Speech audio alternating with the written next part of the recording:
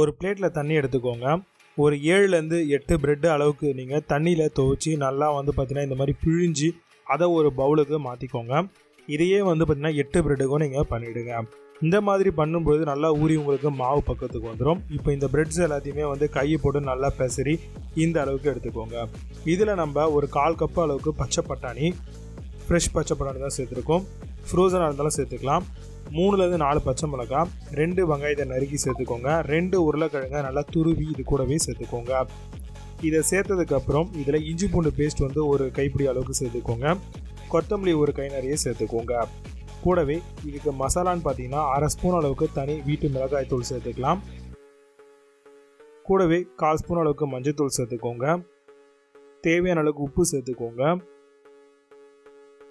1/2 spoon அளவுக்கு கரம் மசாலா, கூடவே chicken masala இல்லைனா மட்டன் மசாலா எது இருக்கோ அதையும் 1 ஸ்பூன் இல்லைனா 1/2 ஸ்பூன் அளவுக்கு சேர்த்துக்கோங்க, குவான்டிட்டிக்கு ஏற்ற மாதிரி. இப்போ இது எல்லாத்தையுமே வந்து நல்லா பெசரி எடுத்துக்கோங்க. நல்லா எல்லாமே வந்து பார்த்திங்கன்னா மிக்ஸ் ஆகி வரணும். உங்களுக்கு நல்லா வந்து பெசரி எடுத்ததுக்கப்புறம் ரஸ்க்கு இல்லைனா பிரெட் கிரம்ஸ் நீங்கள் பண்ணி அதை ஒரு பிளேட்டுக்கு மாற்றிக்கோங்க.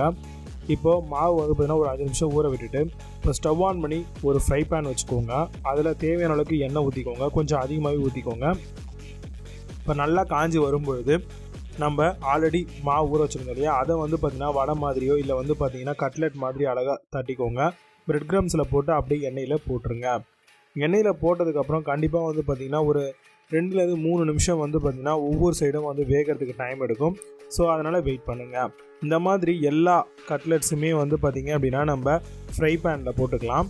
ஸோ அப்போ தான் வந்து பார்த்திங்க அப்படின்னா நல்லா ப்ரௌனிஷ் கலரில் வரும். ஸோ ப்ரௌனிஷ் வந்தால் தான் உங்களுக்கு ஃபுல்லாக உள்ளேயும் வெளியே வெந்திருக்கும். ஆனால் இதை நம்ம சிம்மிலையும் மீடியம் ஃப்ளேம்லையும் வச்சு பண்ணும்போது தான் நல்லா உங்களுக்கு வெந்து வரும். இந்த மாதிரி வந்து பார்த்திங்கன்னா ஒரு 3லேருந்து 4 நிமிஷம் ஆனதுக்கப்புறம் திருப்பி விடுங்க. ஒரு சைடுமே உங்களுக்கு நல்லா ப்ரௌன் ஆகி வரும். உள்ளே இருக்கக்கூடிய அந்த ஐட்டம்ஸ் எல்லாமே உங்களுக்கு வெந்து வரும். வெந்ததுக்கப்புறம் இதை ஒரு பிளேட்டில் டிஷ்யூ பேப்பர் போட்டுட்டு மாற்றிக்கோங்க. ஆயில் பிடிக்கக்கூடிய பொருளாக இருக்கிறதுனால நீங்கள் டிஷ்யூ பேப்பர் போட்டிங்கன்னா ஓரளவுக்கு ஆயிலை வந்து பார்த்திங்கன்னா இழுத்துக்கும். இப்போ எல்லாமே உங்களுக்கு சூப்பராகவே ரெடி ஆகிடுச்சு. இதை வந்து பார்த்திங்கன்னா மைனஸ் இந்த மாதிரி கெச்சப் கூட வச்சு தாராளமாக சர்வ் பண்ணலாம். ரொம்பவே சூப்பராக இருக்கும் இந்த பிரெட் கட்லெட். கண்டிப்பாக ட்ரை பண்ணி பாருங்கள். நல்ல ஒரு ஸ்நாக்ஸாக இருக்கும் இது.